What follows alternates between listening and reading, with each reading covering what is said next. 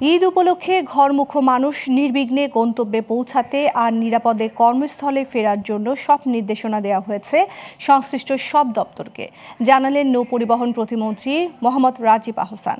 দুপুরে মানিকগঞ্জের পাটুরিয়া লঞ্চঘাট ও ফেরিঘাট পরিদর্শন করে তিনি বলেন, ঈদ যাত্রায় যাত্রীদের ভোগান্তি কমাতে নৌপথে সুশৃঙ্খলা বজায় রাখা, যানজট নিয়ন্ত্রণ ও যাত্রী সেবা নিশ্চিতে সর্বোচ্চ চেষ্টা করছে সরকার। তিনি হুঁশিয়ারি দেন, কোনো অব্যবস্থাপনা বা দুর্ঘটনা ঘটলে সংশ্লিষ্ট দায়িত্বপ্রাপ্ত কর্মকর্তার বিরুদ্ধে আগে ব্যবস্থা নেওয়া হবে। দায় এড়িয়ে শুধু নিচের স্তরের কর্মচারীদের ওপর দোষ চাপানোর সুযোগ নেই।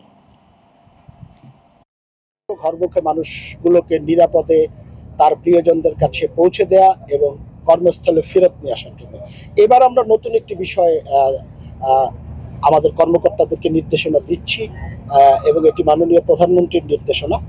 সেটি হলো যে যেই ওয়ার্কিং স্টেশনে যিনি চিফ হিসেবে দায়িত্বশীল থাকবেন, ওই জায়গার কোনো ধরনের অব্যবস্থাপনার জন্য সবার আগে তাকে জবাবদিহিতার আওতায় আনা।